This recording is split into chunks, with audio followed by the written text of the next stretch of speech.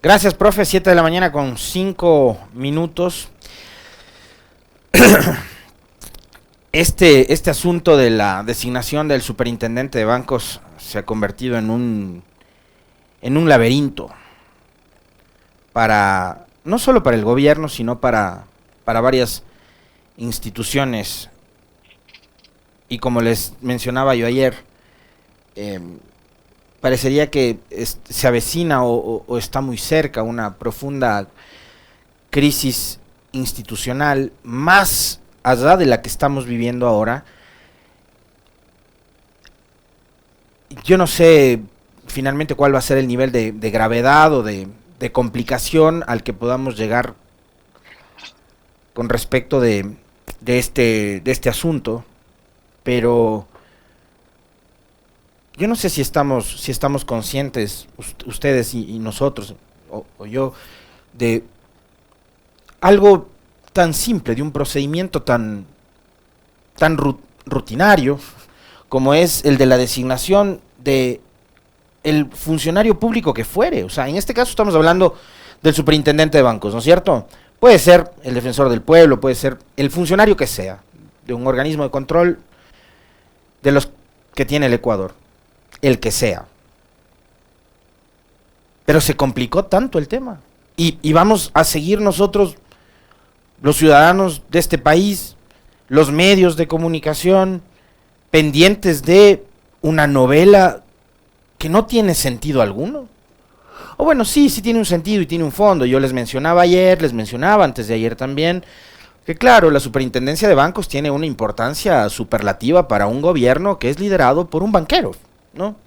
Y creo que ahí no tenemos tampoco dónde perdernos, pero elegir una autoridad de un organismo de control tiene que ser un procedimiento absolutamente rutinario, una cosa que sí, con las complicaciones que tiene un proceso, que debe ser lo suficientemente transparente. Transparente también es una palabra que va perdiendo cada vez sentido más y más en este país, ¿no? Como la del famoso diálogo. Hablar de transparencia en este país es cualquier cosa. Pero elegir funcionarios de organismos de control debería ser un procedimiento transparente, sí, serio, formal, sobrio, etcétera, etcétera, etcétera, pero rutinario.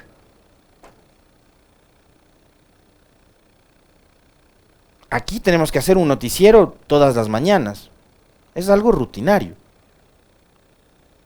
Es algo de cada rutina. Y lo hacemos y empezamos o tratamos de empezar siempre puntual. La mayoría de veces lo hacemos. Los organismos encargados de designar funcionarios tienen que, como parte de sus competencias, de sus atribuciones, de sus deberes y obligaciones, hacer que los procesos para elegir autoridades sean de lo más regulares, ¿no? De lo más normales. Pero hoy estamos los ecuatorianos como que viendo una serie de Netflix. Ya lo del superintendente de bancos es casi una novela. Es casi una novela y, como les decía ayer, interviene el Ejecutivo porque fue el que propuso la terna y porque es el que quiere que González no asuma el cargo. Lo puso además del Ejecutivo a González en la terna. El Consejo de Participación, que de esa terna mal elaborada del Ejecutivo decide elegir a González. Después la intromisión de la justicia, que a través de una acción constitucional de una jueza de San Borondón pretende bajarse la designación del señor González. Después está la asamblea que posesiona a González a pesar de que hay un pronunciamiento judicial. Y después están las amenazas del gobierno de querer bajarse a 70 legisladores que fueron los que avalaron la designación y que finalmente dieron lugar a la posesión de González en el cargo. Funcionario que de plano no ha podido ni siquiera ingresar a las instalaciones de la superintendencia de bancos, porque hoy por hoy esas instalaciones están nada más y nada menos que bajo el control de la Policía Nacional, que así como intervino para tomarse la presidencia del Consejo de Participación Ciudadana a través del señor Ulloa, hoy interviene para evitar que el señor González ingrese a las instalaciones de la Super de Bancos. Es una novela y una novela patética, una novela espantosa, una novela ridícula la que está viviendo el país. Porque yo voy a hacer hincapié en lo que les decía ayer. De esta bronca y del interés que hay detrás de tomarse la superintendencia de bancos, ya sea el gobierno o ya sea el señor González, a quien sea que él represente, porque además no tengo idea si está afiliado a algún partido político, si tiene afinidad por el socialcristianismo, por el correísmo, por el gutierrismo, por cualquier ismo, no tengo idea cuál es la cuña política que él sigue,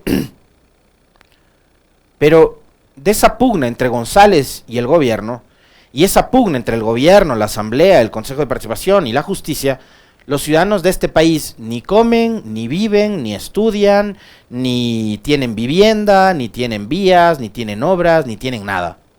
A usted, que pongan o no a González, le da igual como me da a mí.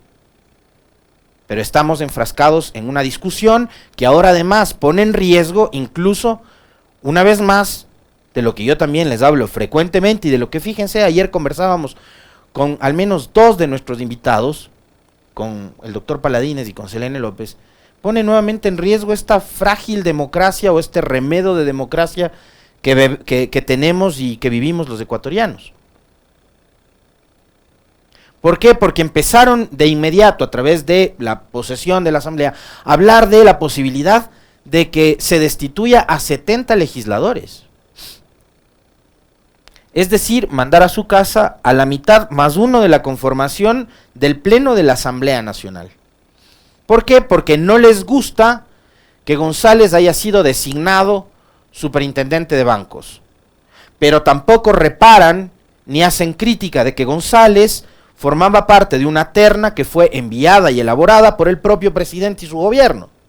Ahí no dicen nada. Pero cuando se trata de bajarse a la asamblea, buscan cualquier pretexto. Y el pretexto ahora es la supuesta posesión de González. Empecemos, por favor, Melinka y Esteban, escuchando qué fue lo que dijo en horas de la mañana de ayer el ministro de Gobierno, Francisco Jiménez, sobre la posibilidad de mandar a sus casas a los legisladores, en un espacio de noticias de uno de los canales de televisión nacional del país. Hay una serie de connotaciones jurídicas, institucionales y constitucionales que existen al respecto.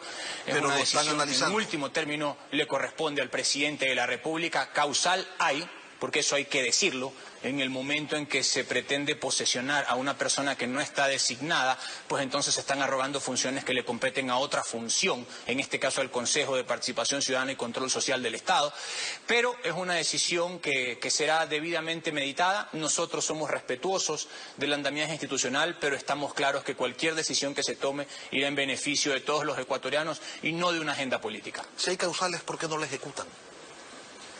Porque nosotros siempre apostamos al diálogo y a la posibilidad de superar las diferencias, hasta que vemos que eso evidentemente no es posible. Somos un gobierno constitucional que respeta el Estado de Derecho, que creemos que la democracia es el camino indefectible para solucionar los problemas y seguramente estaremos tomando una decisión en las próximas horas, pero tenemos muy claro lo que ha sucedido aquí y tenemos muy claro qué es lo que establece la Constitución.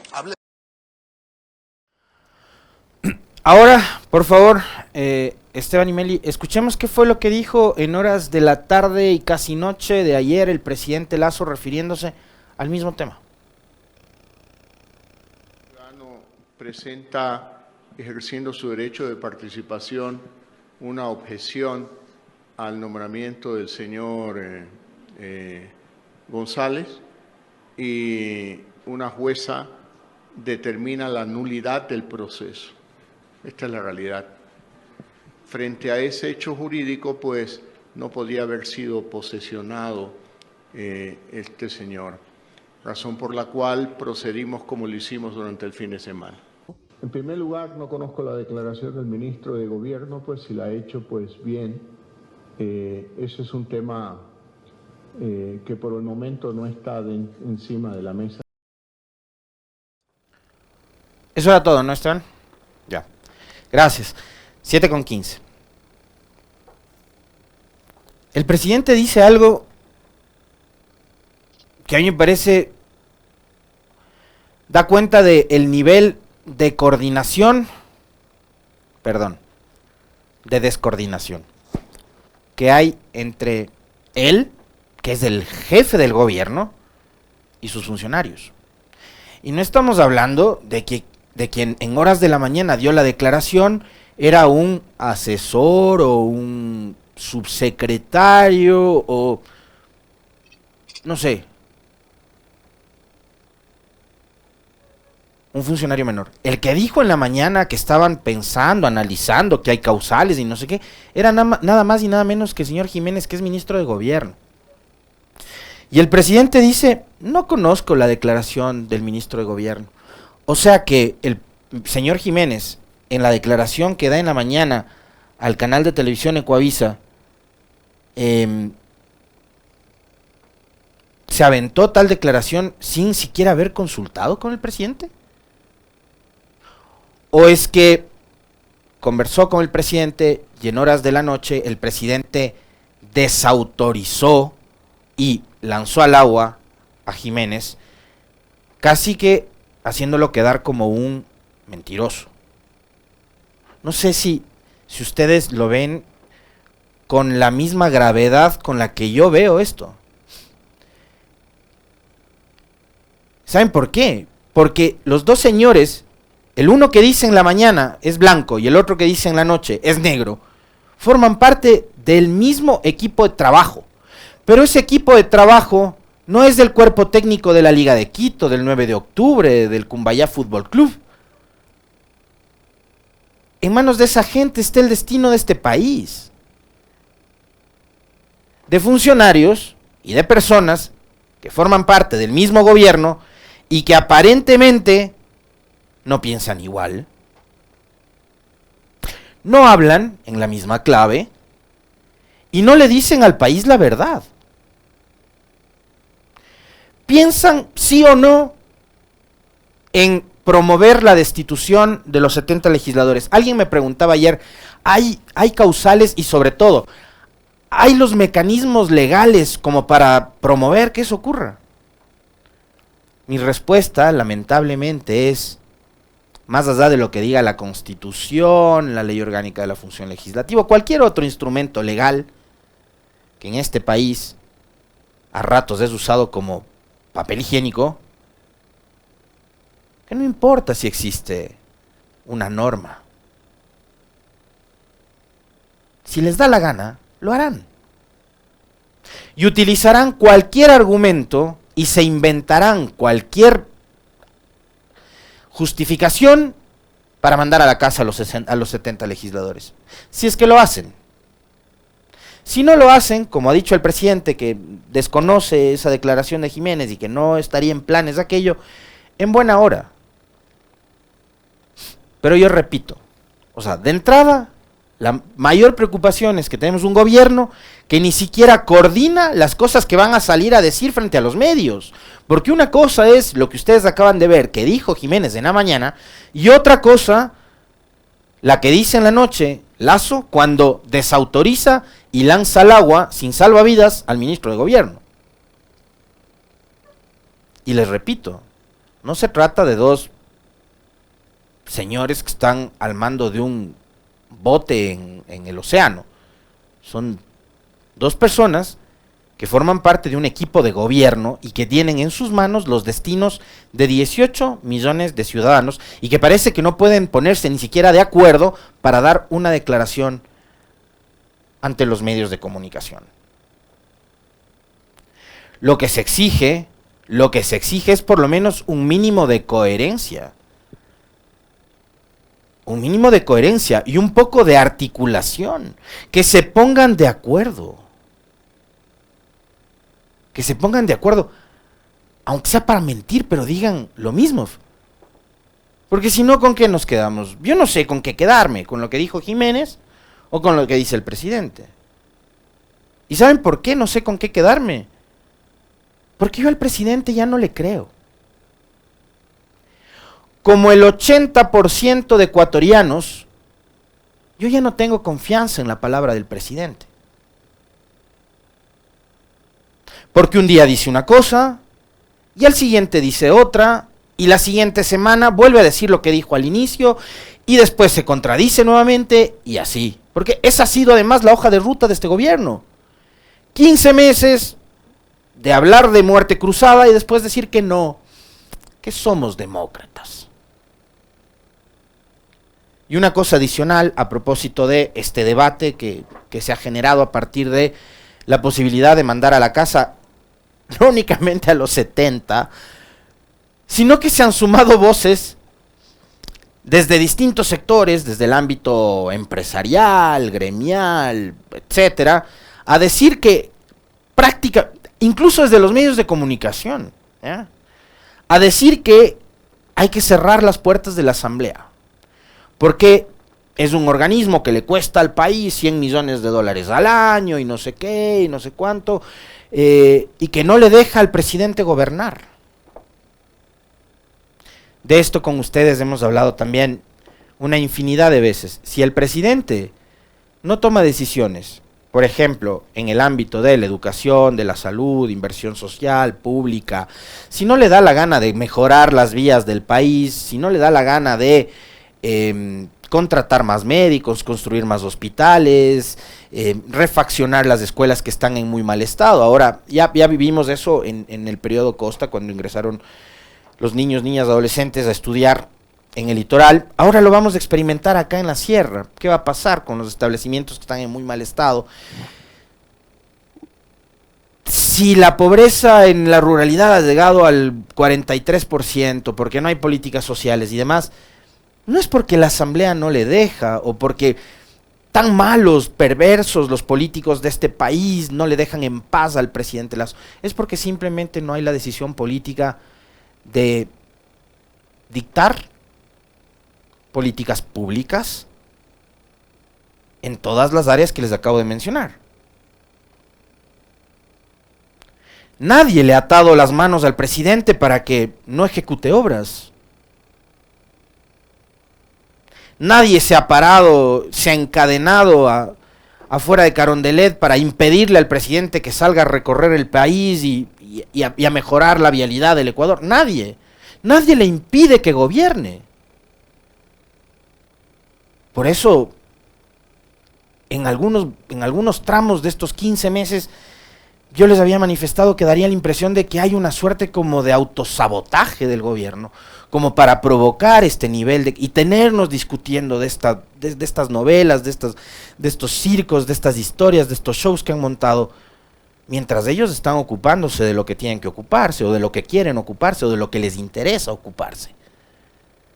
La pelea del presidente Lasso hoy es por la superintendencia de bancos, no es por la gobernabilidad del país.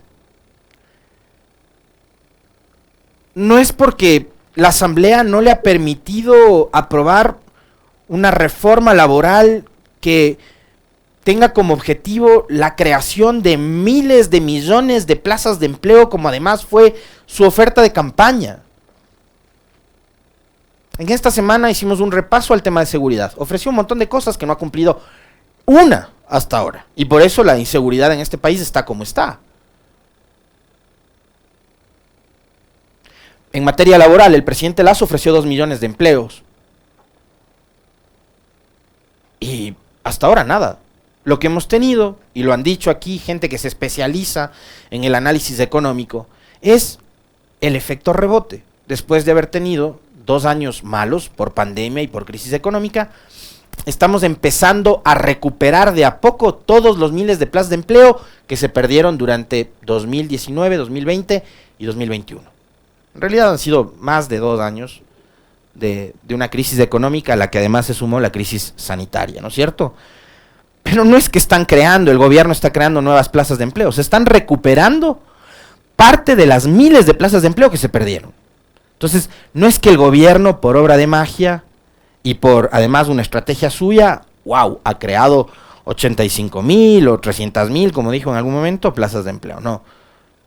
Es la recuperación de todos los puestos de trabajo que se perdieron en pandemia.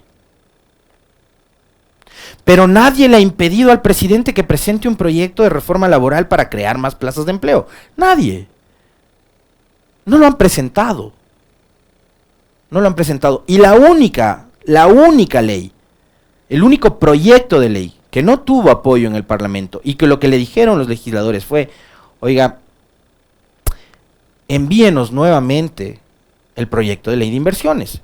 Lo dijo en este espacio hace algunas semanas atrás el presidente de la Asamblea, Virgilio Saquicela.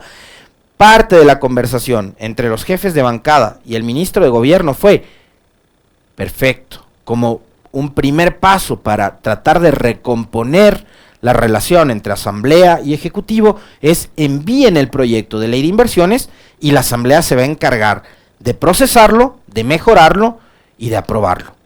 Hasta ahora no lo han enviado. Y ese fue el único proyecto de ley que ha sido rechazado por la Asamblea.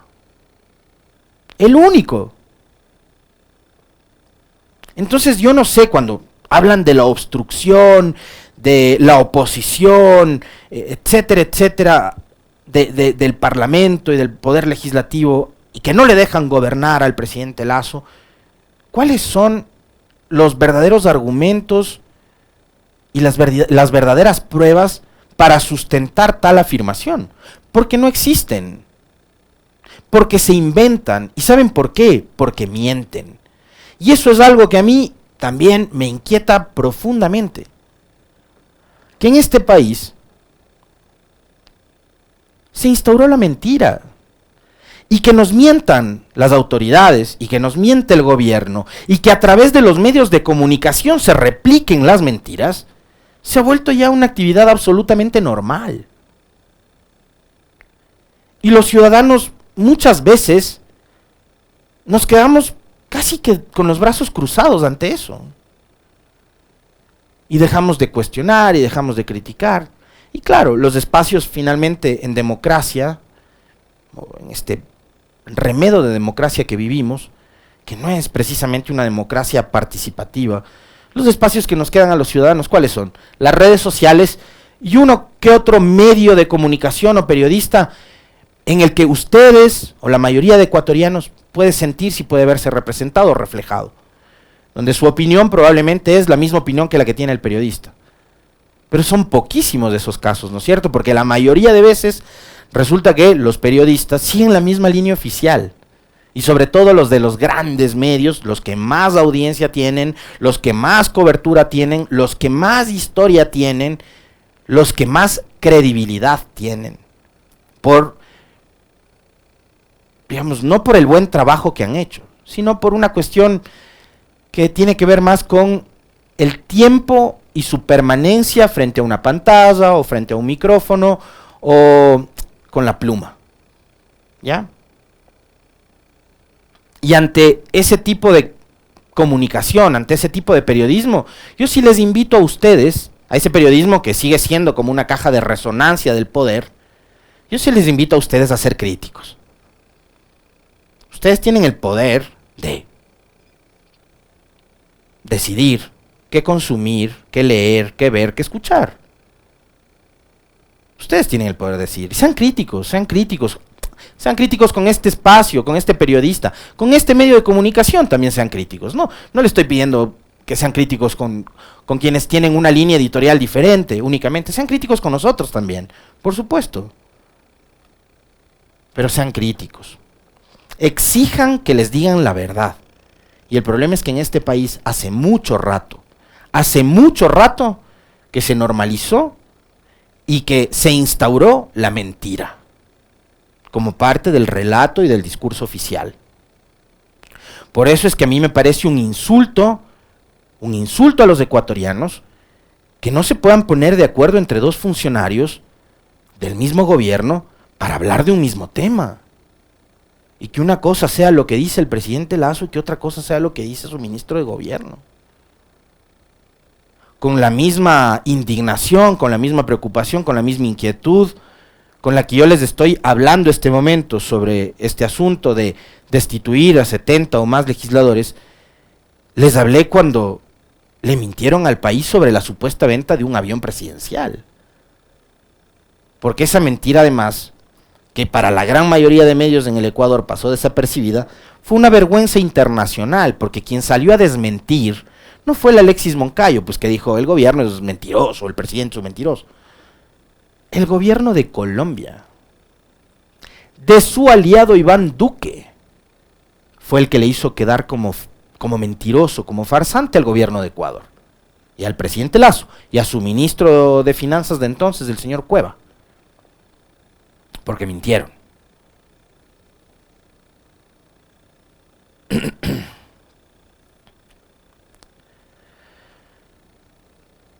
Ya que estamos hablando de mentiras, parecería que también fue una mentira, una ficción, todo lo que construyeron durante una década. Se vendieron, se mostraron, le decían al país que eran los grandes defensores de entre muchas otras cosas, ¿no? La libertad de expresión, la libertad de empresa, el libre mercado, el liberalismo, las libertades, los derechos civiles, etcétera, etcétera, etcétera, pero que eran los grandes demócratas.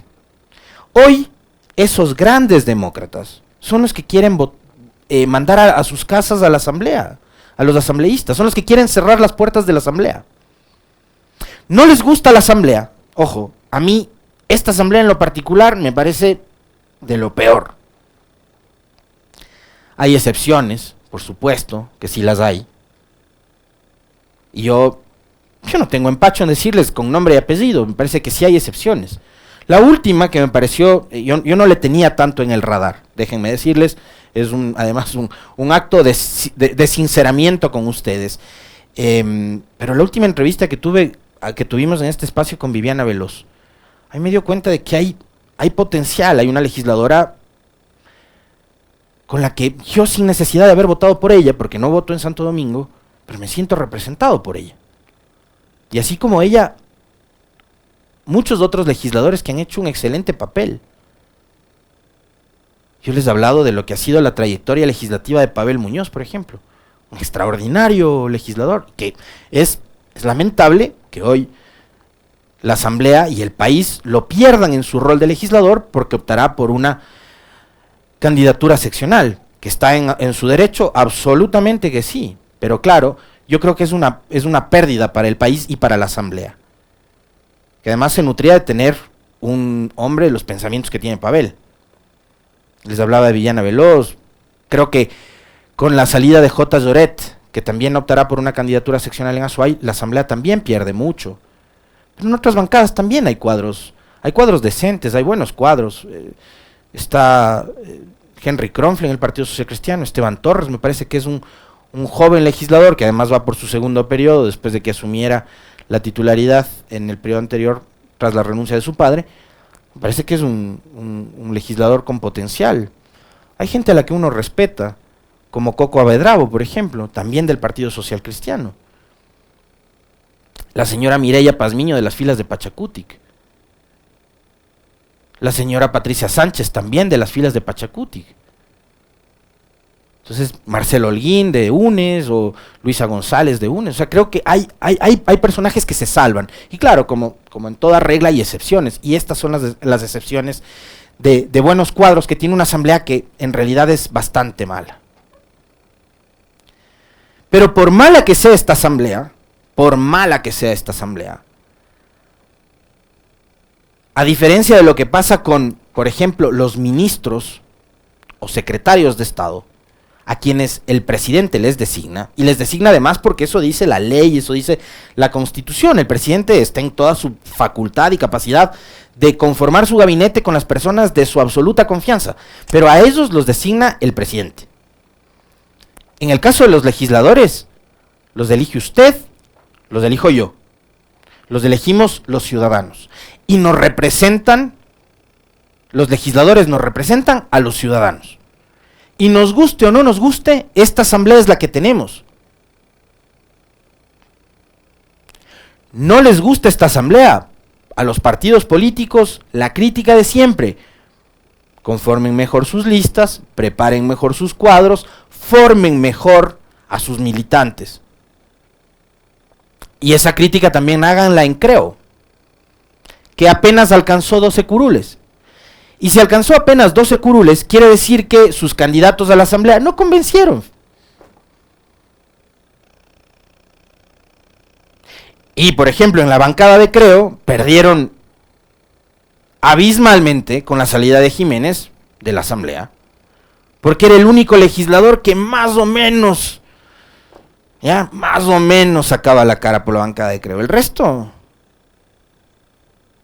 poco que decir con respecto de la solvencia o la eficiencia que han tenido los legisladores de la bancada de gobierno. Pero no les gusta la asamblea, espérense. A mí tampoco me gusta el gobierno, a mí tampoco me gusta su gobierno, pero como demócrata que soy, me toca esperar a 2025 para en las urnas esperar que el señor Lasso se vaya a su casa y que no vuelva nunca más un gobierno como el que tenemos ahora, pero por las vías que corresponden. Entonces ustedes también, pues, los que apoyan a Lasso, los que están tratando de levantar o de imponer este relato de que la asamblea debería irse a su casa. ¿No les gusta esa asamblea? Bueno, esa asamblea fue la que eligieron 13 millones de electores en las últimas elecciones de febrero del 2021. Y nos toca bancarnos al gobierno y a los legisladores por un periodo de 4 años.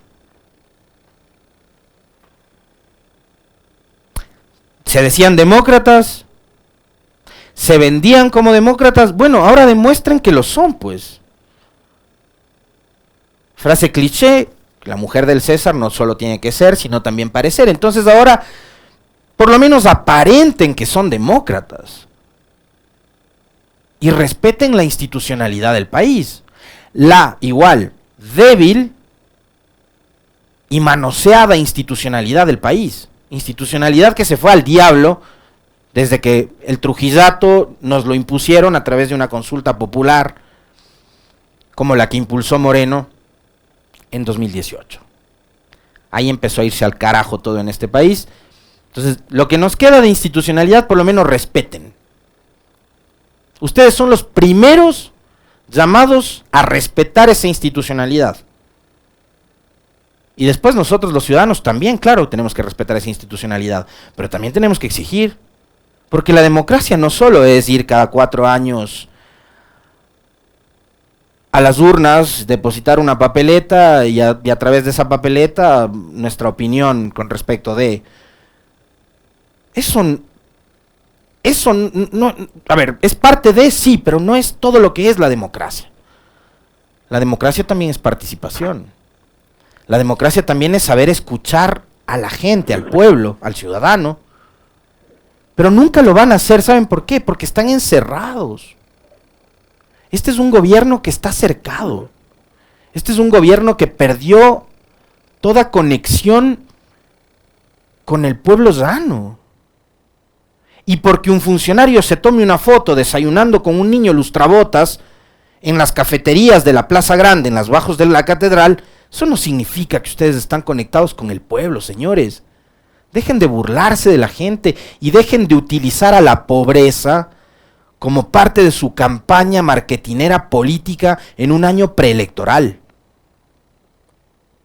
Dejen de usar a la pobreza, dejen de usar la miseria que vive el pueblo ecuatoriano como parte de sus estrategias de comunicación. Y salgan a recorrer el país y siéntense a conversar con la gente para que sepan lo que les dicen, lo que piensan de ustedes, de su gobierno, del presidente, para que sepan cuáles son las necesidades que tiene la gente, para que sepan cuáles son las urgencias que tiene la gente, que no encuentra atención en los hospitales públicos, que no puede enviar a sus niños o a sus niñas a la escuela, porque no tienen trabajo. Y todo eso es responsabilidad del gobierno, compartida sí con otras instancias, como por ejemplo la asamblea, pero cuando se sienten a articular proyectos que apunten a fomentar empleo, a garantizar acceso a educación, a garantizar acceso a la salud. Pero por ahora, ustedes, señores del gobierno, están concentrados en tomarse a como dé lugar la superintendencia de bancos, porque seguramente a su presidente, dueño de un banco, es lo que le interesa. Es lo que le interesa. Y cierro con esto porque creo que se nos va terminando el tiempo, ¿no? A propósito de la mentira instaurada en el Ecuador. Hace una semana en este espacio, y yo le voy a reiterar mi respeto al ministro de Inclusión Económica y Social, me parece que es un caballero Esteban Bernal. Nunca se niega a venir acá y espero que después de lo que voy a decir no deje de hacerlo, no deje de venir. Pero el ministro Bernal en este espacio dijo hace una semana que en Ecuador en el último año se había invertido 13.000 millones de dólares en lo social y que se había invertido más que en el gobierno de Correa y más que en el gobierno de Moreno en el área social. Ayer el presidente, en una declaración pública, abierta, dijo que se va a invertir 13.000 millones de dólares. No que ya se invirtió, que se va a invertir. Es decir, nuevamente, volvieron a mentir. Y aquí alguien miente, o miente Bernal, o miente el presidente Lasso. Y una cosa adicional, si es que fuese tal el nivel de inversión en este país, 13.000 millones de dólares, se vería reflejado en generación de empleo, acceso a educación, acceso a salud, pero resulta que los niños no están yendo a la escuela, hay una altísima deserción escolar, de que los pacientes se mueren en las salas de emergencia de los hospitales públicos porque no hay medicinas, porque no hay atención. Las vías están hechos pedazos en todo el país, entonces ¿dónde está la inversión? Y de la inseguridad, mejor ni hablemos, ¿no? Porque matan a diario. En este país matan a diario y le matan donde sea. En la puerta de su casa, como le pasó al agente fiscal el día lunes en la provincia de Los Ríos. Entonces, tal inversión no se ve reflejada. Alguien miente. O miente el presidente, o miente su ministro.